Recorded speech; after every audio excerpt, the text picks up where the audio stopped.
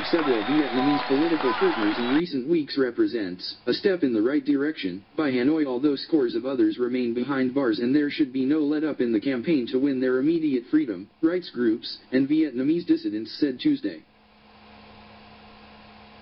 In just over a month, Vietnam's one-party communist state has released 5 political prisoners, including pro-democracy activist Nguyen Thanh Truong, writer Six Duc Phoy and human rights lawyer Siu Hui Haviu in the last week. The surprise move came as Vietnam negotiates a free trade agreement with the United States where lawmakers are pushing for Hanoi to take steps to improve its human rights record.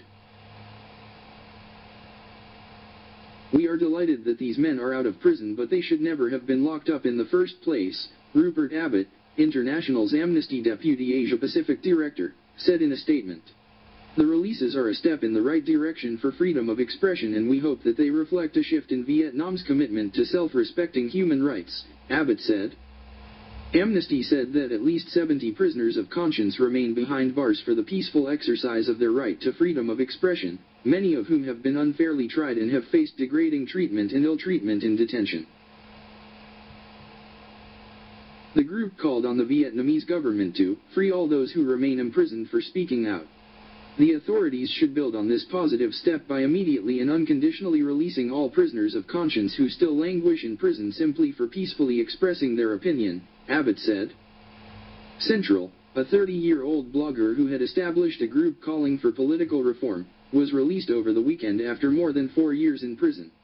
Lieutenant, who was not due for release until January 2017, had been convicted of attempting to overthrow the People's Administration after only 15 minutes of deliberation during a 2010 trial. Amnesty said strongly suggested that the judgment had been prepared in advance of the hearing.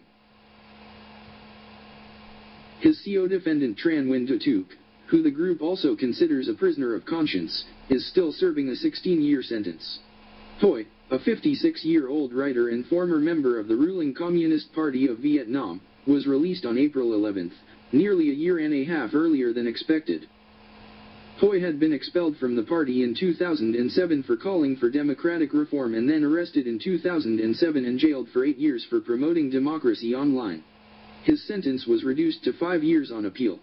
Vu, one of Vietnam's most prominent dissidents, was released last week after serving 3 years of a 7-year prison sentence on anti-state charges and was allowed to travel to the U.S.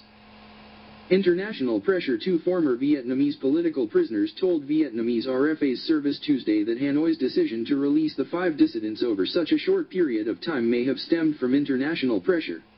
Pham Minh Hoang, who once served time for his democracy activism, said the move to free the 5 in just over a month was unprecedented. 5 people freed within 5 weeks shows that there is something going on, but the government does not do this kind of thing without getting something in return, he said.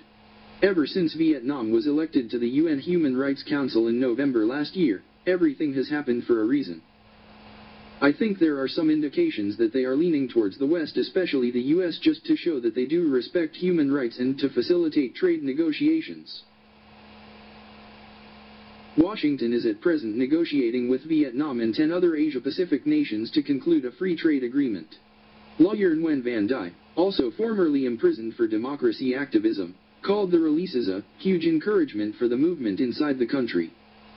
We have to admit that the international community has played a certain role in this, but in order to change the human rights situation in a more substantial way and democratize Vietnam, the inside elements must play the decisive role, he said.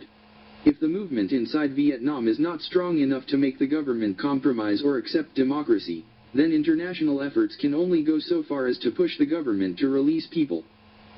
They can't deliver any change to Vietnam's political system. Earlier releases. Vietnamese authorities had also released the 50-year-old activist Dinh Dang Dinh and poet Nguyen Hue Ca, 68, in March. Dinh, who was jailed in 2011 after starting a petition against a mining project, had been diagnosed with advanced stomach cancer while in prison and was granted an amnesty by President Truong Tan Sang shortly before his death on April 3. One of Vietnam's longest jailed political prisoners, Ca was freed on March 2, also after receiving an amnesty from Tu, and immediately hospitalized for a heart condition and low cerebral blood flow. He had been imprisoned since 1982, when he was arrested over poems and songs he wrote about corruption and abuse of power by officials. He was given a death sentence which was reduced on appeal to life in prison. The Vietnamese government has come under constant criticism from rights groups and Western governments for its intolerance of political dissent as long and systematic violations of freedom of religion. All newspapers and television channels in Vietnam are state-run. Lawyers, bloggers, and activists are regularly subject to arbitrary arrest and detention, according to rights groups.